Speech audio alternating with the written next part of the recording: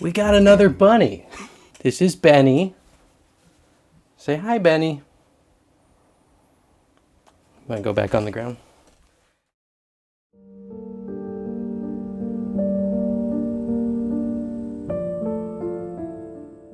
Ah, the haunted house subgenre, you beautiful, oversaturated little guy. I wouldn't be able to blame anyone for getting completely gassed out on haunted house movies after the insane amount of them we got through the late 2000s and 2010s, but I grew up at a time when these were the big releases coming out, and I can't help but love the genre. Even a bad one can entertain me, but it's been a damn long time since I've seen a new haunted house film come out that actually felt fresh and like it had something unique to say among the plethora of movies that often blend together, even for someone who isn't completely exhausted of this kind of thing. That brings us to David Koepp and Steven Soderbergh's Presence, which came out earlier this year and which I have been wanting to talk about since, because while it's not perfect and it's definitely not for everyone, this movie really left its mark on me, and it's a very interesting situation where the final minute of the film is the thing that makes it as good as it is. Presence is what In a Violent Nature was for slashers, mind you, with a bit more going on in terms of story and lacking the rather divisive ending. This film takes on the perspective not of the family moving into a new house and experiencing a haunting, but instead the ghost which resides in the house prior to the arrival of this family. This is something that really intrigued me the second I heard about it, because this perspective makes it pretty difficult to rely on things that define this subgenre. And well, with a slasher movie you still get the crazy kills. With a haunted house film, it seems to me at least that it would be more difficult to make work well. And what they wound up doing here genuinely blew me away and hit me harder from an emotional standpoint than most movies do. Once again, largely thanks to that insane final moment that completely recontextualizes everything we just saw. Presence is a slow movie, and while I think it's great, it's an example of insane mishandling of marketing, because not only were they showing the very few scenes that have more energy to them and making it seem like that would be more of a prevalent thing, they also went ahead and threw in a bunch of quotes about the movie being absolutely terrifying and all that sort of marketing speak you hear a lot. The full trailers they released were selling something completely different from what the actual movie was, and created the expectation of a terrifying haunted house flick, while in reality, Presence is a very quiet, slow, and emotional family story that just so happens to involve a ghost. Misrepresentative marketing aside, Presence really stuck with me and felt so refreshing and surprising after such a long time of feeling like haunted house movies needed a long hiatus. And while I would totally understand if someone hated it, I certainly didn't. And I want to talk about it because it's probably the most memorable haunted house movie I've seen in years. Why the fuck isn't he in here helping you? He wouldn't come in. What do you mean he wouldn't come in? He said, I'm not going in that room. That's what he said. The first thing that Presence does is suck you into the atmosphere before introducing any of the characters, with the ghost whose perspective we will follow awakening while staring at a spot we'll learn is very significant for it, and then silently gliding through the halls and other rooms while the soft, contemplative, and haunting music pulls you into the feeling of it.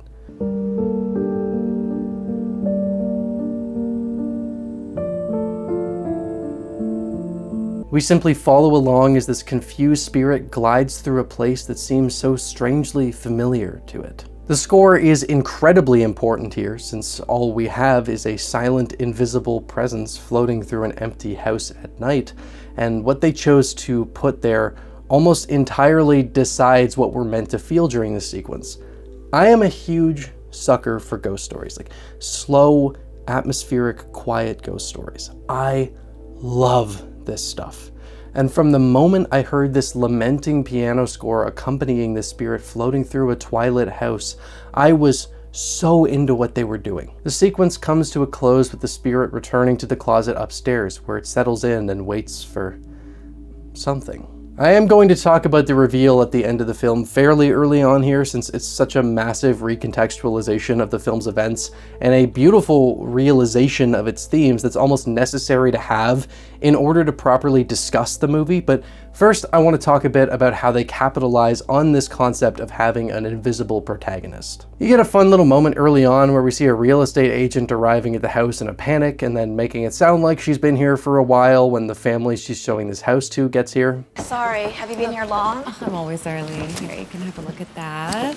Just cool to watch these private little moments of people's days from the perspective of someone they can't see, and we get some info on things like illegal business practices that Rebecca has been playing with, or Chris's reaction to the stress he's feeling at this stage with the state of his family. These are all moments that of course still could have happened in a movie with a more orthodox perspective, but there's something interesting about these moments being watched that I think adds to the feeling of it all. It's pretty clear from the start that this presence in the house is not going to be a poltergeist or much of a threat at all to the family here, but it is rather drawn to Chloe from the moment she arrives in the house. For a lot of this movie, it's really just a family drama that we watch through the eyes of an invisible spectator. Rebecca, Chris, Chloe, and Tyler have quite a lot going on, and we meet them at a rather tumultuous time in their family. Chloe recently had a friend of hers die from an overdose, and another who died the same way who she knew but wasn't as close with, so she's of course having a really tough time on her own, but what's making it worse is that her mother, Rebecca, fucking sucks. She'll sit and listen attentively to stories Tyler tells for hours, whether or not they're of any consequence. She talks about him like he's a heaven-sent angel, and sometimes in a way that feels really weird. I've never felt this close to another human being ever. Tyler's the golden child, but the kid who actually needs help and attention is almost entirely neglected by her mother, who treats Chloe like some stain on the household, who just needs to wait it out and get over the things she's going through. Maybe that's what she needs so she feel like she can open up. Time is what she needs. We get next to no backstory on these characters, so we never really learn if there was something in particular that brought them to this point, but it's a really bad time for them, and Rebecca is infuriatingly dismissive of Chloe's problems, and not only that, she's entirely unwilling to admit that she's not providing what she needs to. We also do know that something she's done at her job was very illegal, seemingly for financial gain that she's justifying by saying that she's doing it for Tyler. All I'm saying is that it's okay. It's okay to go too far for the people that you love, that's all. Again, we don't get much information where that's concerned, but we do know that it's bad enough that Chris calls a friend of his who's knowledgeable on the subject to ask about the implications of a crime being committed for the spouse of that person, and asks if legal separation would protect the spouse. Rebecca may suck, but Chris is thankfully a much needed contrast to her, because this dude is a really goddamn good father. He's the only person in the whole house who actually listens to Chloe and thinks they can do more than just wait it out. He wants to understand her, he's there for her, and he also calls out Tyler anytime he crosses a line and has no issues letting Rebecca know what he thinks about what she's doing, all while avoiding being an unnecessary asshole about any of it. 2 kids. You have 2 Yeah, I have a kids. very clear memory of each of them coming out of my body. You really wind up feeling for this dude throughout the movie, who you can tell cares so deeply about his family unit and is wishing so badly for it to find repair. And that scene where he calls his friend has such a heavy sadness to it, where you can tell that he's feeling very hopeless about the whole thing. I am, if I'm honest, I'm not doing that great. I'm fucking coming apart. That's what I'm. Yeah, everybody's coming apart. He's a warm character who plays this sort of mediator role a lot of the time, and I have no doubt that were he not present, the dynamic in this family would be a hell of a lot worse than it already is. Easily one of the best scenes of the movie is when Chris comes in and sits down with Chloe and talks to her about some things from his life that he wants her to know about, like how they came to choose her name, how supernatural beliefs played into his life, and most importantly, how he believes what she's saying. It's just a really beautiful moment of understanding for a character who really needs it. I don't have any of the answers. I don't even know the right questions. What I'm trying to say is, I believe you.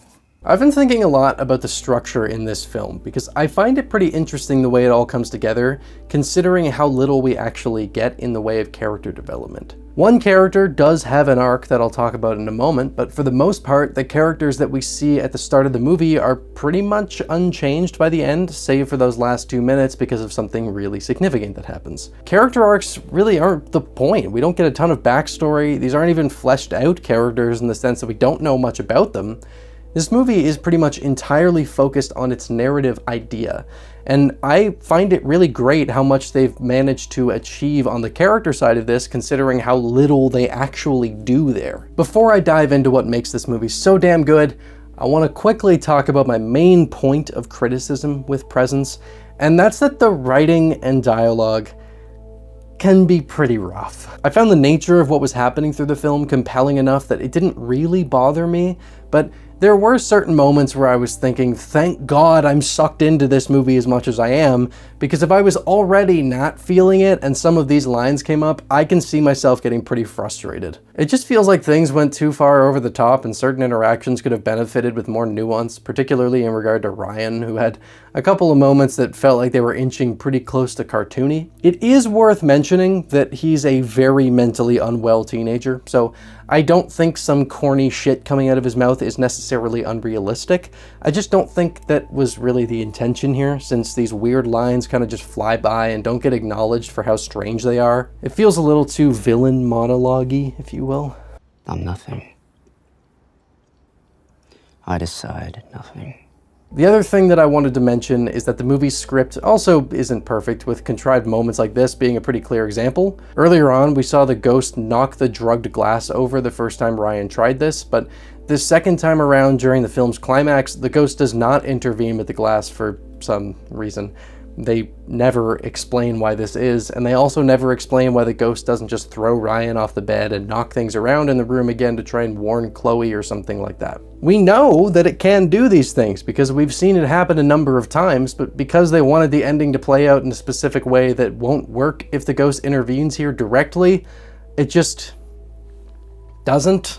I'm going to throw out a theory here that I actually like quite a bit as to why this is, but to be clear, I'm not saying this is what happened or excusing the contrivance in the script. I'm just saying it because I think it's a cool idea, and if I can reconcile the one big contrivance in the film for my own future viewings or for yours, then why the hell not? We know that this ghost is here to do something that it needs to do before being able to move on, which means that its presence as a ghost here is something that's temporary. And I really like the idea that because it's not meant to be here long, its ability to interact with things lessens the longer it's here for. Like something is being stretched to its limits to make it so that this ghost can do what it needs to do. It becomes weaker the closer it gets to the time when it's designed to be gone. As we know, there's a time warping element to this film that gives a sort of inevitable angle to the way things play out. So then the reason that the ghost doesn't intervene here is because it's literally minutes away from doing what it's here to do and has expelled nearly all of the allotted time and energy it was given, so it's just not able to interact with things much anymore. Just a thought, but I like that angle, and despite me thinking it was probably just an example of not so great writing, I'm gonna go with that in the future. All right, so one thing I've talked about a lot in the past is how much I love when a movie can successfully recontextualize things that we as the audience took as they were presented to us, and do it in a way that doesn't just serve as an oh shit moment, but actually enriches the story significantly. And Presence is an amazing example of that. It feels sort of sacrilegious to be talking about this early on, but it's necessary to have the film's twist established in order to actually talk about why it's so good. At a certain point in the film, after developing a bit of a relationship with Chloe, Ryan is seen attempting to drug her, but this fails because the glass was knocked over. During the last sequence of the film, he does this once again, drugging Tyler first to keep him out of the picture before going up to Chloe while their parents are out for the weekend. And it's here where we have what was already hinted at quite a bit confirmed, with Ryan having been the one who actually murdered those two other girls who were thought to have OD'd. The ghost then wakes Tyler from his sleep, and Tyler, knowing that something is horribly wrong, runs upstairs and saves Chloe by grabbing Ryan and throwing him out the window, with both of them dying on impact. I'm gonna save talking about this in more detail for later, but the final scene of the movie reveals that Tyler is the ghost whose perspective we've been experiencing the film through, bringing up some interesting time warping stuff that was brought up earlier on. Time, it doesn't work the same way for it. Past, present can be happening at the same, so it doesn't even know when it is. Again, I'll absolutely be talking more about this, but for now, I just want that information established so I can touch on some things throughout the film that make this revelation so damn impactful. First off, as things begin to happen in the house, Chloe suspects that it's her friend Nadia coming back as a ghost. Her books are tidied up for her, her closet gets messed up the first time Ryan and her are about to sleep together, and Tyler's room is destroyed by a rageful spirit moments after he was boasting about having played a really mean prank on a girl at school. And all of these things are perfectly in line with what Chloe is thinking about the spirit being Nadia. Also, another great touch early on is when Tyler first brings Ryan over to the house, and after they greet Chloe and head back to his room, the ghost shuts the door behind them to hide Chloe, like the spirit can feel that something is wrong with Ryan. I loved how they made all of these things make sense if the ghost were Nadia, but then they also work perfectly when the reveal comes that it's actually Tyler, and some of them get a whole new emotional angle added onto them, with the big one being the crash out in his room after talking about that prank. And we Was that all so? jump out and we're like, Derek, I wore the shirt. Oh my God, you guys are so mean. Hey, this girl Simone totally had it coming. At first, it seems like someone who was probably bullied by Tyler, lashing out at him for doing it to more people and trying to get back at him. But what's really happening during this sequence is so much more interesting when he's doing it to what's essentially his past self. This is a moment of shame and regret that he has while looking back on who he was during his brief life, feeling that he wasted his time being cruel to people around him and becoming enraged by it. That sort of self-reflection is one of the main things I love so much about this movie, with my other favorite moment of it being one that actually follows that scene directly, where the family goes outside to try and talk over what just happened and what they need to do now, since the thing that Chloe has said is happening was just shown to be true, and it's pretty damn hard for anyone to argue with it at this point. There's this moment toward the end of the sequence where Tyler and Chloe are having an argument out of focus in the background while Chris stands by the window, looking into the house and smoking a cigarette, and he's the one who the camera is focused on and who takes up most of the frame. At first, the motivation behind this shot seems to be a father trying to figure out what to do for his family while the kids argue over meaningless bullshit in the background. But when you think about this scene from Tyler's perspective, it is a gut punch of a shot. Throughout the film, Chris really tries to keep things peaceful, and he talks a lot to Tyler about treating Chloe better. He tries to make him calm down how much he's swearing during casual conversation, and through all of these moments, Tyler is very dismissive of what his dad says. I mean, the guy's a fucking genius. It doesn't even emphasize anymore, the word. Remarkable, your generation. I know. So It never feels like Tyler is fully appreciative of how good he has it, or how lucky he is to have a father who's as caring as Chris is. So with this moment coming right after Tyler's ghost watching his father tell him that he wishes he'd have his sisters back just once, what's really happening here is that Tyler is really seeing his father for the first time, wishing that he could see him standing there and wishing that he could tell his dad that he's sorry and that he loves him and that he did have his sisters back, if only once. Hey, you know what? You come at your sister like that one more time and I'm gonna come at you. No, I am serious. Get off her back and stay off it. And it wouldn't kill you to stand up for her one time. All right, one time. He made the ultimate sacrifice to protect her, and this moment has such a tragic sense of wishing he'd done differently with the time he had. There is an excellent man inside of you, Tyler. I would love to see him soon. I'm here, Dad. We learn from the psychic that comes to the house that Tyler's ghost is confused. He doesn't know why he's here. He's in a reality where time does not abide by the same rules as it does in ours, but he does know that there's something he has to do. Him being so drawn to Chloe's closet even before they see the house for the first time is such a great detail, because with the information that he doesn't know what's happening, it makes it so that the only thing he does seem to know is that whatever it is he needs to clear up before he can move on, he needs to be in this closet to do it. He's serving the role of a protector, and this is his station, and he does protect throughout the movie. You know, aside from that one spot. I just like the feeling that he's being compelled to this specific spot but has no idea why that actually is until the moment he has to act, and the way they handled this was just so damn good. I know I was saying earlier that Ryan's dialogue is pretty rough and feels like something that could be a villain monologue, but I'll also repeat that this dude is a teenager who probably spends some time on some really dorky subreddits full of dudes who think the world is against them, and I can totally buy that someone invested in that world would talk like this. It's pathetic, but I also think it's meant to be, and I have to be honest, both times I've watched this movie, I have had a tough time with this scene. there's this really dark sense of helplessness to it. And I think a lot of this is because of how the movie's perspective means that scenes are generally only one long shot, so you never break the tension. You really have to sit in every agonizing moment of him taunting Chloe and reveling in the horrible shit that he's doing. I don't know, it felt really real to me in a way that made me very uncomfortable. It seems that this is where the ghost realizes what it's here to do and rushes downstairs to pull Tyler from his drugged state, which is such a powerful moment.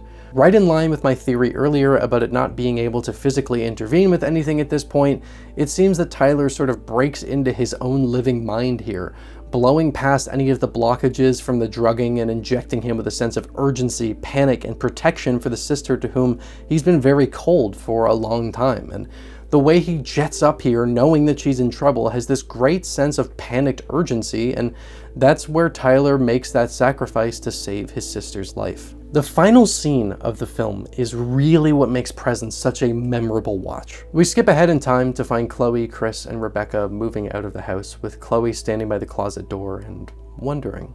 There's a question that comes up immediately when the film continues after Tyler's sacrifice, and that's why his ghost is still here if he's done what he came back to do. Why is he still lingering? The reason loops back to that moment where he was staring at his father in regret. His dad wanted so badly for him to have his sister's back. Chloe so badly needed to have that sense of not being alone.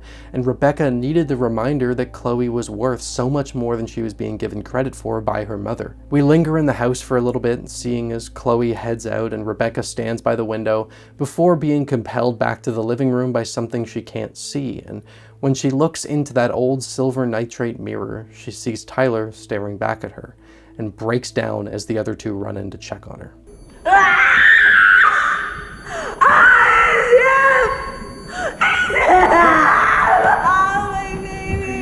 As soon as this happens and Rebecca knows what Tyler did and is telling the others, this is when we see Tyler's spirit finally lifted free, leaving the house and floating up into the sky as his spirit is allowed to move on, having not only saved his sister's life, but also making sure that the people who worked so hard to raise a good man and the one who needed to know she was protected knew the truth of what happened that night. This moment, both times I've seen this movie, has sent some of the most intense chills through my body and brought me to tears. It is such a potent, emotional, satisfying, and haunting conclusion to a story that doesn't play its full hand until that final reveal. I absolutely love this ending.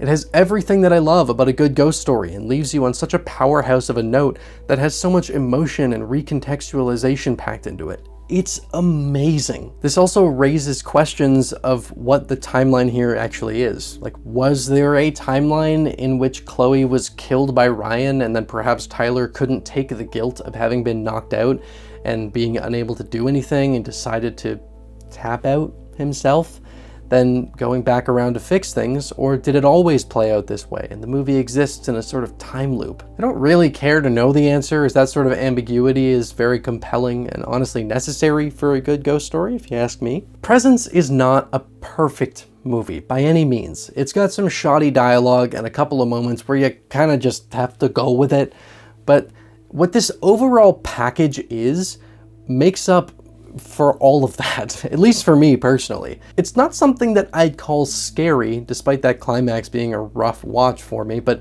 I don't really think it ever needed to be. This is the kind of ghost story that I love and I want to see more of, and it's a movie that honestly left me floored the first time I saw it. Like, leaving the theater, I was just, God, man. It's extremely emotional and beautifully crafted with an insanely impactful ending. That being said, I completely understand that this movie isn't going to be for everyone. I love a sad ghost story, that's my jam, but I can also see why someone wouldn't connect much with this movie depending on what they enjoy, especially considering the really dumb way they chose to market it after the first few teasers. It is sure as hell for me though. Thanks for watching through to the end. I hope you enjoyed the video enough that you want to see more, and if that's the case, consider subscribing and hitting the notification bell because YouTube can sometimes suck at recommending channels. A huge thank you to my wonderful Patreon supporters and YouTube channel members who are a massive help in allowing me to continue committing as much time as I can to making these videos. If you want to gain access to things like behind the scenes material or gain early access to my videos, consider supporting me on either platform. As always, thank you for stopping by Rocklin Graves. I hope you've enjoyed your stay.